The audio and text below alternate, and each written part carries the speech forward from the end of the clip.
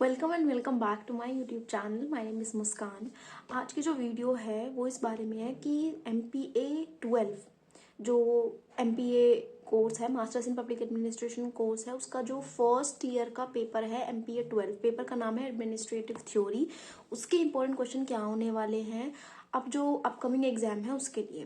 तो इस वीडियो में पहले मैं जो मेरा एनालिसिस किया हुआ है पिछले कुछ सालों के पेपर का और उसमें मुझे कौन कौन से इम्पोर्टेंट टॉपिक्स लगते हैं वो ध्यान में रखते हुए मैं एक तरीके के से आप समझ लो कि गैस पेपर जैसे होता है ना वैसा, या फिर ऐसे कुछ 12-13 इम्पोर्टेंट क्वेश्चंस दे दिया जाए आपको जो कि एग्जाम के पर्सपेक्टिव से बहुत ज़्यादा इंपॉर्टेंट है, ऐसा मैं इस वीडियो में कवर करने वाली हूँ। साथ में जो अभी latest previous year question paper रहा है इस पेपर का MPA 12 का, मैं आपको वो भी दिखाऊंगी। एक तरीके से उस पर थोड़ी सी अपना व्यू दूंगी कि जो टॉपिक्स मैंने आपको बताए हैं इम्पोर्टेंट हैं उसमें से कितना पिछले वाले साल के पेपर में आया हुआ है और कितना मुझे लगता है जो नेक्स्ट ईयर में आएगा। अब इसमें क्या गारंटी है एक तरीके से, तो जो टॉपिक्स मैं आपको बताने वाली हूँ वही टॉपिक्स मैंने भी किए थे क्योंकि मैंने भी ये कोर्स इग्नू से किया हुआ है and I have successfully completed the course with good marks. तो वो जो टॉपिक्स हैं या वो जो एक तरीके से क्वेश्चंस हैं वो बेनिफिशियल रहे हैं, मैं उन्हें ऑलरेडी यूज़ कर चुकी हूँ और एग्ज़ाम दे चुकी हूँ। तो इससे पहले भी मतलब अभी जो जैसे दिसंबर का अगर एग्ज़ाम होना है, दिसंबर 2025 का इग्नू का जो एग्ज़ाम होगा उससे पहले भी यही टॉपिक्स मैंने जो पिछला वाला बैच रहा है जून 2025 का उनको दिए थे। मेरा एक टेलीग्राम ग्रुप है जहाँ पर मैं इंपॉर्टेंट नोट्स और PDF या अगर कुछ इंपॉर्टेंट चीज़ मुझे लगती है वो शेयर करती हूँ। आप उसको ज्वाइन कर सकते हैं, मैं लिंक प्रोवाइड करा दूंगी डिस्क्रिप्शन में। तो वहाँ पर मैंने ये नोट्स की फॉर्म में दिया था और इम्पॉर्टेंट टॉपिक्स लिस्ट किए हुए थे, ऐसे कोई गेस्ट पेपर करके मैंने वहाँ पे नहीं दिया हुआ था। तो पिछले वाला जो बैच रहा है वो भी इन्हीं टॉपिक्स का बेनिफिट उठा चुके हैं और वो इन क्वेश्चन को कवर करके एग्जाम पास किए हुए हैं। तो ऐसा कुछ डरने की ज़रूरत नहीं है या घबराने की ज़रूरत नहीं है या डाउट करने की ज़रूरत नहीं है। At least for MPA 12 close your eyes, read whatever notes I have provided you, 7-8 slides है या पेजेस है, 7-8 पेजेस है आई थिंक वो, और ये इंपॉर्टेंट टॉपिक्स। इसके अलावा MPA 12 में कुछ भी करने की ज़रूरत नहीं है, आई कैन गारंटी दैट कुछ भी करने की ज़रूरत नहीं है। कंटेंट भी मैंने प्रोवाइड किया हुआ है। तो without further ado let's just get into the video and मैं एक एक करके वो इंपॉर्टेंट टॉपिक्स आपको बता देती हूँ या एक तरीके से गेस पेपर या इंपॉर्टेंट क्वेश्चंस बता देती हूँ जो मुझे लगता है इस बार दिसंबर के एग्जाम में आएंगे। तो फर्स्ट जो पार्ट है उसमें जो मुझे लगता है आपको कवर करना चाहिए, पहला क्वेश्चन है explain nature, scope and evolution of public administration.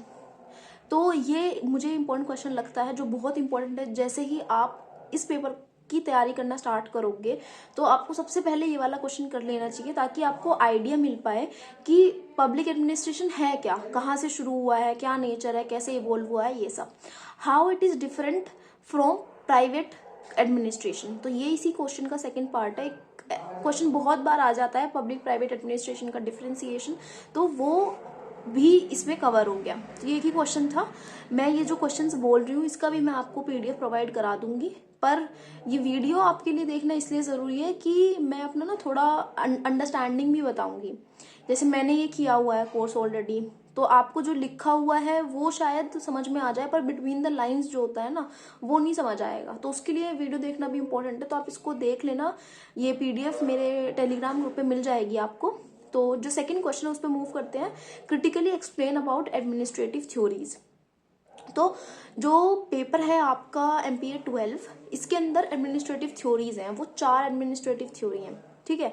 तो एडमिनिस्ट्रेटिव थ्योरी जो होती है वो 2 तरीके से क्लासिफाइड है। एक तो ऐसे मान लो क्लासिकल और दूसरी है नियो क्लासिकल। तो जो क्लासिकल वाली है मतलब जो एक तरीके से ओल्ड वाली है उसके अंदर 2 आती हैं। एक तो है क्लासिकल एडमिनिस्ट्रेटिव थ्योरी, ये एक थ्योरी का नाम है, दूसरा है साइंटिफिक मैनेजमेंट थ्योरी। तो ये दोनों हैं। और इसके अलावा जो न्यू क्लासिकल के अंदर आती है वो है ह्यूमन रिलेशंस थ्योरी और रैशनल डिसीजन मेकिंग थ्योरी।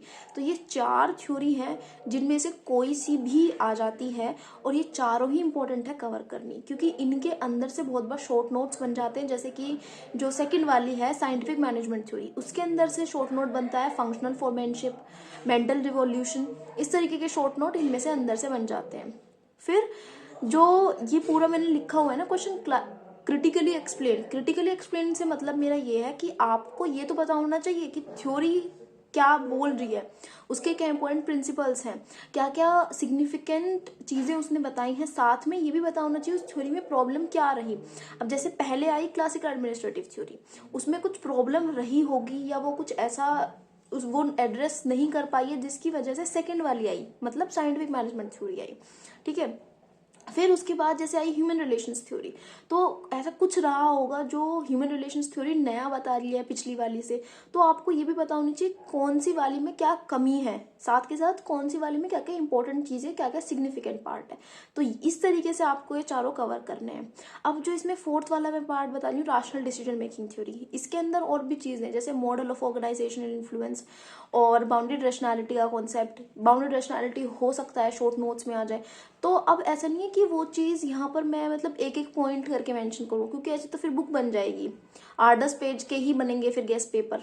तो जो यहाँ पर लिखा है मैं उसको इसलिए भी एक्सप्लेन कर रही हूँ कि आपको पता चल जाए कितनी डेप्थ में पढ़ना है चीज़ों को।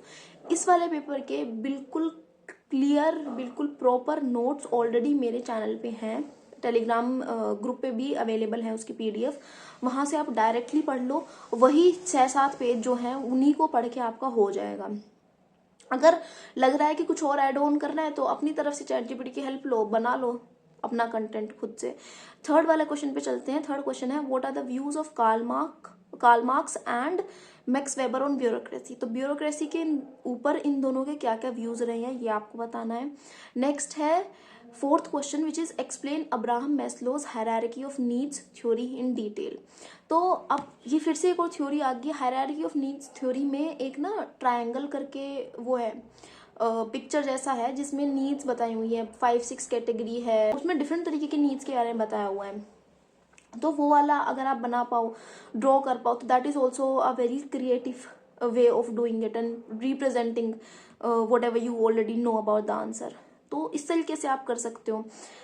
फिर इसमें अगला क्वेश्चन है critically explain motivation hygiene theory by Frederick Herzberg. ठीक है, उसके अलावा है next question, question 6, what is theory X and theory Y by McGregor. Next question है explain in detail about NPM। NPM is new public management. फिर अगला question है elaborate on organisational culture and new organisation culture. तो organisation culture क्या है, new organisation culture क्या है, ये ऑलरेडी यूनिट भी है आपके सिलेबस में, तो ये कवर करना भी इंपॉर्टेंट है और ये आया हुआ है पिछले ईयर्स में कई बार। नेक्स्ट क्वेश्चन है what is system approach by David Easton and Chester Barnard. तो ये दोनों के व्यू से आपको सिस्टम अप्रोच कवर करना है। अब इसमें एक पार्ट लिखा हुआ है प्लस करके public choice approach, already MPA 11, मतलब पब्लिक चॉइस अप्रोच का जो पार्ट है वो MPA 11 वाले पेपर में कवर्ड है।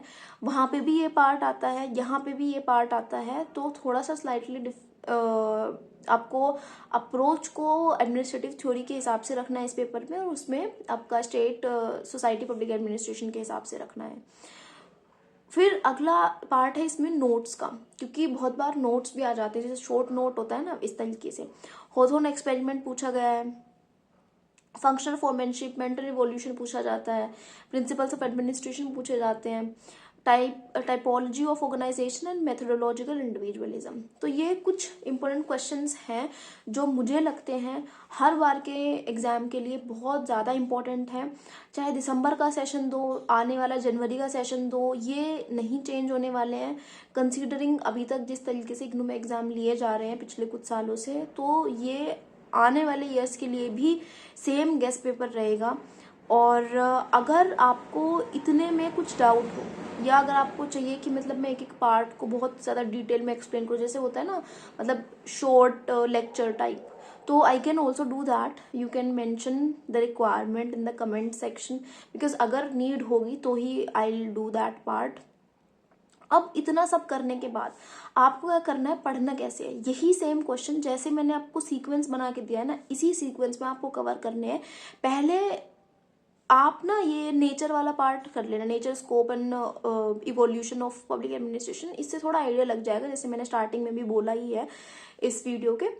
तो और फिर बाकी वाला पार्ट आप एक एक करके भी अपना कवर कर सकते हो। और इसमें ना याद करने वाला पार्ट है, थोड़ा समझने वाला है, थोड़ा याद करने वाला, जैसे प्रिंसिपल्स ऑफ ऑर्गेनाइजेशन है, या फिर ये जो हेनरी फ्योल ने प्रिंसिपल दिए हुए हैं अपने, गुलिक ने, उर्विक ने अपने दिए हुए हैं, तो उसमें 14 है, किसी के 8 हैं। तो इस तरीके से वो जो अंदर में है ना उनका पार्ट, जैसे और साइंटिफिक मैनेजमेंट थ्योरी है, इसके अंदर 4 प्रिंसिपल्स हैं। तो ये ऐसे जो जो प्रिंसिपल हैं जिसका जो नाम है ना वो याद करना पड़ेगा। होथोन एक्सपेरिमेंट के अंदर 4 मेजर एक्सपेरिमेंट्स हुए, ग्रेट इल्यूमिनेशन और बैंक वायरिंग, इस तरीके से। तो वो जो नाम है ना वो एग्जैक्टली याद करना पड़ेगा, कौन से साल में हुआ ये भी याद करना पड़ेगा। तो अगर केवल आपको ये लग रहा है कि लास्ट मोमेंट पे रीड करके आप पेपर निकाल लोगे, तो ऐसा नहीं होने वाला है, थोड़ा टाइम देना पड़ेगा।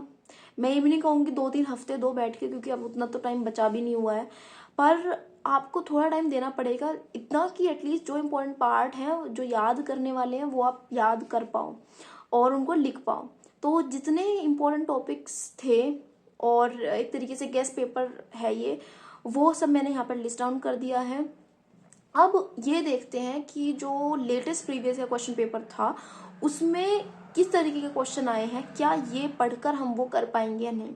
एक चीज़ डिस्क्लेमर समझ लो, या आप ऐसे समझ लो कि मैं आपको पहले से ही बता रही हूँ कि जो टॉपिक्स मैं बता रही हूँ ना यहाँ पे, ऐसा नहीं है क्वेश्चन एज इट इज उठ के आ जाएगा। जैसे मैंने लिखा है यहाँ पे, critical explain about administrative theories, ऐसा नहीं है बिल्कुल यही डिट्टो उठ के आ जाएगा, ऐसा होता भी नहीं है। कभी हो जाए बाई चांस, वो तो एक्सेप्शन केस है, मेजोरिटी केसेस में ऐसा नहीं होगा। आपको टॉपिक में जरूर करना बता दूंगी, ये बता दूंगी कि उसमें पार्ट कौन कौन सा पढ़ना है, पर टॉपिक आएगा लेकिन एग्जैक्ट क्वेश्चन नहीं आएगा। आप समझ रहे हो ना मैं क्या कहना चाहिए। जैसे मान लो मैंने साइंटिफिक मैनेजमेंट थ्योरी के ऊपर आपको एक क्वेश्चन बताया, ठीक है, मैंने बोला कि what is scientific management theory. अब क्वेश्चन जो है एग्जाम में इस तरीके से आ रहा है कि वो आपको पूछ लें कि explain in detail about the principles of scientific management theory and what are its criticism, इस तरीके से कुछ भी स्ट्रक्चर होके ऐसा आ गया क्वेश्चन। अभी डायरेक्टली तो ये नहीं पूछ रहा है कि what is scientific management theory, पर पूछ तो ये वही रहा है ना जो साइंटिफिक मैनेजमेंट थ्योरी के अंदर आता है। तो इस तरीके से आपको ये भी समझ में आना चाहिए कि एक टॉपिक अगर आप उसके, एक टॉपिक के अगर आपने डिफरेंट डायमेंशंस कवर किए हुए हैं, तो उस टॉपिक पर कुछ भी क्वेश्चन आए आप अपना कॉमन सेंस यूज कर कर उसका आंसर लिख सकते हो। तो एग्जैक्ट क्वेश्चन आ जाए इसकी कोई गारंटी नहीं है, लेकिन यही क्वेश्चन आएंगे, मतलब जो कंटेंट है ना एक तरीके से वो यहीं से ही आएगा। तो this is what I wanted to say. अब let's just move on to the latest previous year and just see कि how effective is the basically guessed paper which I have given you. पहला वाला जो question है, discuss the importance of public administration as a specialized subject of study and as an activity. तो जो मैंने आपको जो गेस्ट पेपर है उसके अंदर पहला वाला पार्ट बताया जिसमें स्कोप और नेचर है पब्लिक एडमिनिस्ट्रेशन का, वहाँ से हम ये वाला क्वेश्चन कर सकते हैं। और सेकंड वाले क्वेश्चन पे मूव अगर करें, examine the scientific management approach of F.W. Taylor, ये तो एग्जैक्टली सेम ही आया है। Third question, explain Max Weber's view on concept and limits on bureaucracy. तो मैक्स वेबर का क्या व्यू है ब्यूरोक्रेसी पे, ये भी मैं ऑलरेडी आपको बता चुकी हूँ, इंपॉर्टेंट क्वेश्चंस में कवर्ड है। जो फोर्थ क्वेश्चन है, what are key research findings of Elton Mayo at Hawthorne plant. तो ये वाला जो क्वेश्चन है ये आया है एल्टन मायो की जो थ्योरी है ह्यूमन रिलेशंस थ्योरी। अब देखो मैं आपको बता रही थी कि डायरेक्ट क्वेश्चन आए इसकी कोई गारंटी नहीं है, पर टॉपिक बिल्कुल सेम रहेगा। जैसे ये वाला जो क्वेश्चन आया है एल्टन मायो का, होथोर्न एक्सपेरिमेंट के टाइम पे होथोर्न प्लांट में क्या रिसर्च फाइंडिंग्स रही हैं वो आपको बतानी है। तो basically it is asking you about human relations theory, उसके अंदर ही है ना होथोर्न एक्सपेरिमेंट। तो इस तरीके से भी क्वेश्चन आते हैं और ये भी उन्हीं क्वेश्चंस में से है जो गेस्ट पेपर के अंदर मैंने बताया हुआ है। जो फिफ्थ वाला क्वेश्चन है इसमें है कैरेक्टरिस्टिक्स ऑफ फॉर्मल ऑर्गेनाइजेशन, जहाँ पे टाइपोलॉजी ऑफ ऑर्गेनाइजेशन पढ़ेंगे आप वहाँ पे इसके बारे में जान सकते हैं। फिर है साइमन्स बाउंडेड रैशनैलिटी, जो कि साइमन की जो एक तरीके से उन्होंने जो थ्योरी दी है रैशनल डिसीजन मेकिंग थ्योरी, उसके अंदर से ये वाला पार्ट आया है और ये वाला पार्ट भी ऑलरेडी कवर्ड है मेरे जो गेस्ट पेपर वाले पार्ट है उसमें। अगला जो क्वेश्चन है वो है अब्राहम मैस्लो की हायरार्की ऑफ नीड्स में, जिसमें इन्होंने क्वेश्चन ऐसे करके पूछा है कि Abraham Maslow sees human needs in the form of a hierarchy, comment. तो ये क्वेश्चन बिल्कुल ऐसे डायरेक्ट नहीं है, पर जैसे ही आप इसको पढ़ोगे ना तो आपको समझ में आ जाएगा कि ये अब्राहम मैस्लो की हायरार्की ऑफ नीड की जो थ्योरी है उसके बारे में पूछ रहा है। तो क्वेश्चन पूछने के तरीके हज़ार हो सकते हैं, कैसे भी घुमा के क्वेश्चन पूछ सकते हैं, पर जो टॉपिक है ना उसके अंदर जो चीज़ें हैं, अब अब्राहम मैस्लो की जो हायरार्की ऑफ नीड की थ्योरी है वो तो वही रहेगी ना। आप या तो ऐसे पूछ लो कि what is Abraham Maslow hierarchy of needs theory, या ऐसे पूछ लो कि अब्राहम मैस्लो ने जो नीड्स बताई हैं ह्यूमन की वो एक हायरार्की में है, इस पर कमेंट करो, तो आंसर तो सेम ही है। तो इस तरीके से अलग वे में भी क्वेश्चन बन के आ सकते हैं। ये वाला पार्ट भी मेरे गेस्ट पेपर में कवर्ड है। नेक्स्ट क्वेश्चन देखो, assumptions highlight the assumptions behind the theory x and y propagated by Douglas McGregor। तो ये वाला पार्ट वहाँ पर मेंशन है जहाँ पर मैंने आपको बताया था डेविड ईस्टन और चेस्टर बर्नार्ड के थ्योरीज़ के बारे में। अब जो क्वेश्चन है वो है कंसेप्ट ऑफ लर्निंग ऑर्गेनाइजेशंस। इसके बारे में डिटेल में मुझे कुछ पता नहीं है, जो टॉपिक्स मैंने आपको दिए वहाँ पर भी ये मेंशन नहीं है। और इसमें जो अगला वाला पार्ट है फंक्शनिंग ऑफ ब्यूरो, ये वाला भी डायरेक्टली मेंशन नहीं है उन्हीं गेस्ट टॉपिक्स की लिस्ट में जो मैंने आपको दिए हुए हैं। इससे ये समझ में आता है कि जो मैंने आपको लिस्ट प्रोवाइड की है उसमें से 10 के 10 क्वेश्चन आ जाएं ऐसा ज़रूरी नहीं है। कुछ क्वेश्चंस ऐसे होंगे कि आप या तो उनको पहली बार देख रहे होंगे या उसके बारे में आप कुछ जानते ही नहीं होंगे। पर ऐसा बिल्कुल नहीं होगा कि 6-7 क्वेश्चन ऐसे ना बने जिनके बारे में आपको नहीं पता है। 6-7 क्वेश्चन खींच तान के जैसे तैसे आप बना ही लोगे, जिसमें कि 5 ही करने हैं केवल। अब उन 6-7 में से अपने आप डिसाइड कर लेना कौन से वाला ज़्यादा अच्छे तरीके से आता है। तो गेस्ट पेपर में हमेशा ये नहीं होता है कि सब कुछ उठ के आ जाए, पर ऐसा ज़रूर होता है कि आप एक सेफ साइड पे होते हो कि आप बच जाओ, मतलब एग्ज़ाम प्रॉपर अटेंड कर पाओ। 5 क्वेश्चन करने हैं तो 5 हो जाएंगे। तो जितने मैंने बताया उसमें से आपको खुद पता चल गया होगा कि 5 से ज़्यादा ही क्वेश्चन आप बना पाओगे उस गेस्ट पेपर को करके। अगर ये जो latest previous year question paper मैंने दिखाया है उसका भी यकीन नहीं हो रहा है ना अगर आपको, तो उससे पुराना पेपर उठा लो आप कोई भी, और वहाँ पर जो मैंने आपको गेस्ट पेपर दिया है ना उसको अप्लाई करके देखो कि इन क्वेश्चन को करके आप कितना, उससे भी पुराने वाले जो पेपर हैं अभी जो रीसेंट है उससे पुराने वाले पेपर में आप कितना कर पा रहे हो। तो आपको खुद को मन को शांति हो जाएगी कि हाँ आप खुद भी करके देख चुके हो कि ये गेस्ट पेपर बिल्कुल वैलिड है। मैं तो ये पूरा प्रोसेस कर चुकी हूँ, पर आप अपने लिए अगर चाहो तो खुद से अप्लाई करके देख सकते हो। And I very well know कि ये काम करेगा, इसीलिए मैं बोल रही हूँ कि गारंटिड है, ये कर लो केवल और आपका एग्ज़ाम हो जाएगा। Okay, so now you can see कि कितना पार्ट जो है उसी से आ रहा है जो मैंने आपको ऑलरेडी बताया है। और ऐसा हमेशा ज़रूरी नहीं है कि 10 के 10 क्वेश्चन वहीं आ जाए जो मैंने आपको लिखे हैं, क्योंकि ये कुछ सेलेक्टेड पार्ट है पूरे सिलेबस का।